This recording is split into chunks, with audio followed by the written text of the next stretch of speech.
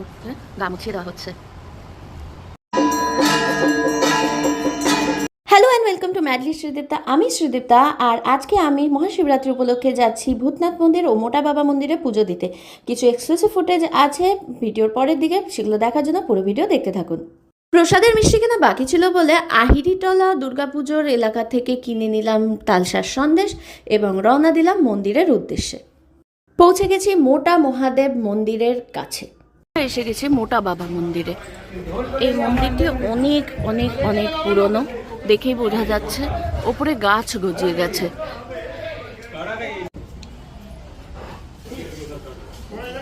এখন আমরা দেখছি মোটা বাবা মন্দিরের মোটা বাবাকে।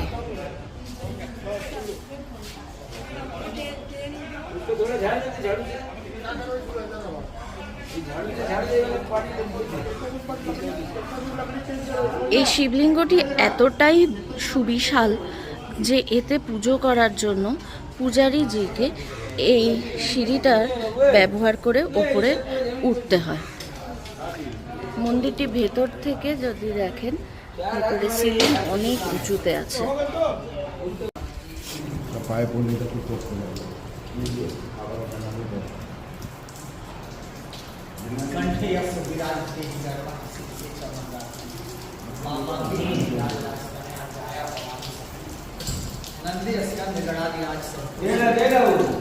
विश्वनाथ प्रभु काशी मंदिर संघ की टोकरी देश हर हर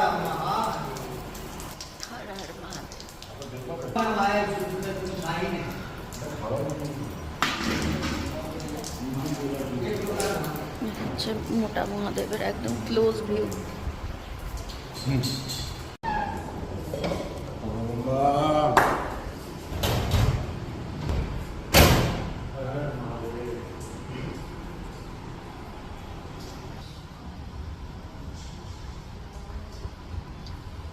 ওইদিকে বাইরের দ্বার, যেখান থেকে মানুষ দর্শন করেন ঠাকুরের।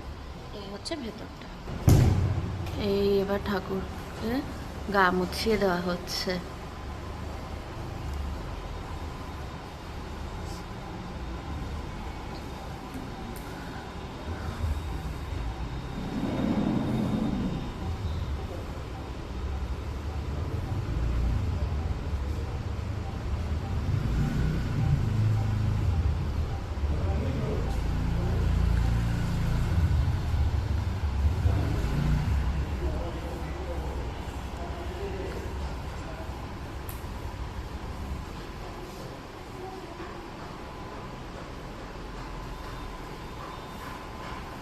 कल से बाबा सजने लगेंगे।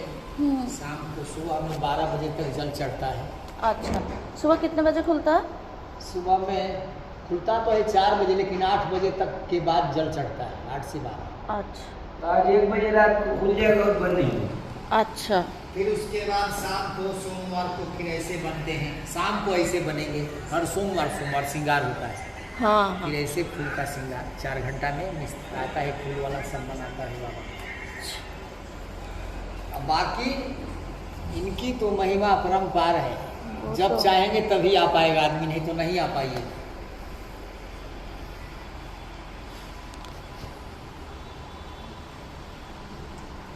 लेकिन है इनके पास आने पर कोई चीज़ का कमी नहीं, सब कुछ दे देते हैं। और सबसे तो प्राण वायु, शरीर का रक्षा इनके जिम्मा है। ये प्राण वायु रहेगा, सब कुछ आ जाएगा, है ना। शरीर स्वस्थ, हाँ, रोग ना हो। स्वस्थ और सच्चे मन से कुछ अपने लिए अच्छा कुछ मांगो तो।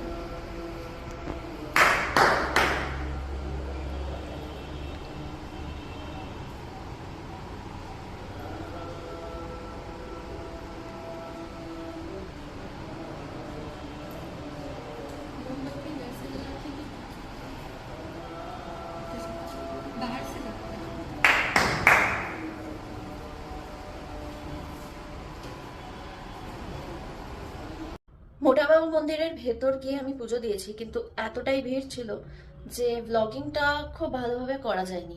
তাও আমি ক্যামেরা কিছুক্ষণ অন রেখেছিলাম। একটু কনফিউজিং আছে ভিডিওটা, আগে যা আসতে চলেছে এরপর থেকে তো আপনারা প্লিজ একটু অ্যাডজাস্ট করে নিন, একটু বোঝার চেষ্টা করবেন। কখনো ক্যামেরা আমি নিজের গায়ের খুব কাছে ধরেছি, কখনো একটু দূরে। আমি আমার নিজের ক্ষমতা অনুযায়ী সাধ্য মতন পুরো চেষ্টা করেছি। আশা করছি আপনারা মাইন্ড করবেন না। এবং আমার পুজো করার সময়কার ফুটেজ আমি তুলতে পারিনি, কারণ ওটা ওনারা বারণ করেছিলেন, এবং আমি মন্দিরের কোনো নিয়ম তো ভাঙতে পারি না। তাই ভেতরকার দর্শনও আপনারা পাবেন, কিন্তু পুরো পুজো করার সময়টার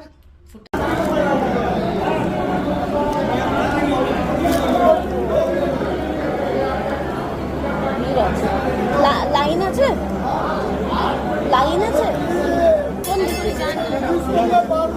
দিকে?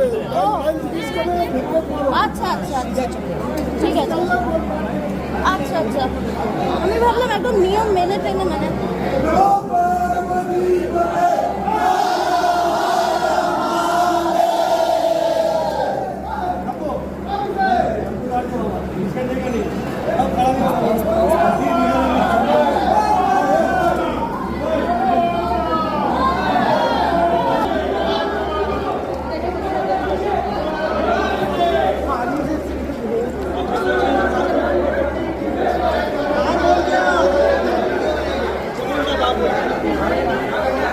आप उधर से आइए ना, इसके अंदर से आइए ना।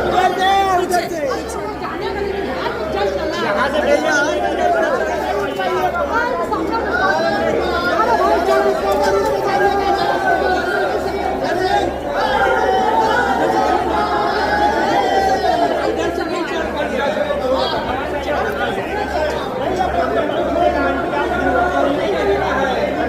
आप इधर अंदर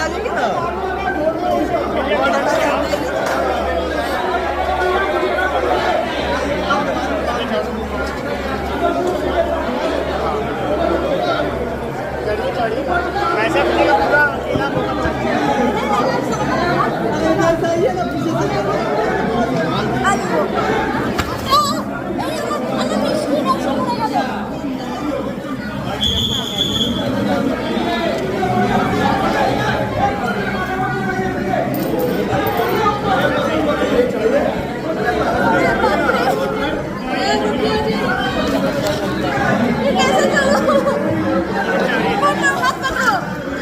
আমি এসে গেছি এবার ভূতনাথ মন্দিরের এখানে। দেখো ভিড় কিরকম। মন্দির থেকে কতটা দূরে চলে এসেছি দেখো, ওই দূরে মন্দির। তা সত্ত্বেও এখানেও তবুও দেখো লাইন, ভক্তদের ঢল। দেখো লাইন চলতেই থাকছে।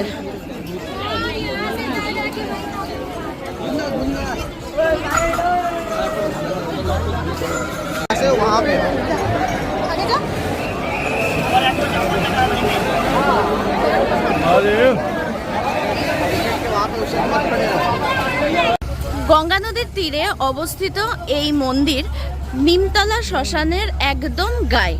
মন্দিরের ঠিক উল্টো দিকে আপনারা পেয়ে যাবেন অনেক ডালার দোকান। আপনারা আপনাদের দরকার অনুযায়ী ফুল, মালা, মিষ্টি, ফল ইত্যাদি ইত্যাদি যা ইচ্ছা তাই কিনে নিতে পারেন। শিবরাত্রির জন্য এখানে চলছে অনেক আয়োজন, ডেকোরেশন ইত্যাদি। চলুন এবার দেখিয়ে দিই আপনাদেরকে মন্দিরটা। এই হচ্ছে মন্দিরের এন্ট্রেন্স এর জায়গা। দেখো কি সুন্দর সাজানো হয়েছে মন্দিরটাকে।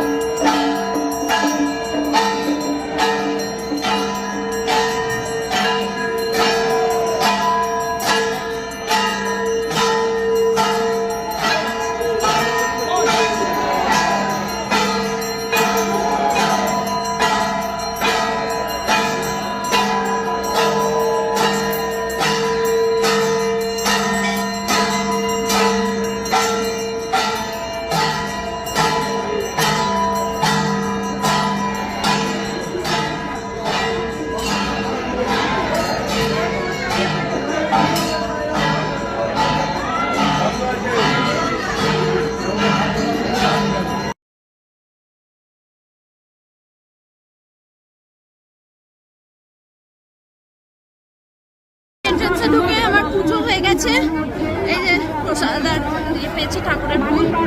এবার নেক্সট স্পট, গাড়িতে বসে পড়েছি, পুজো দেওয়া হয়ে গেছে, এবার এখান থেকে যাচ্ছি আমার পার্লারে। ফিরে এসেছি, আমার সাথে বাবা বসে আছেন।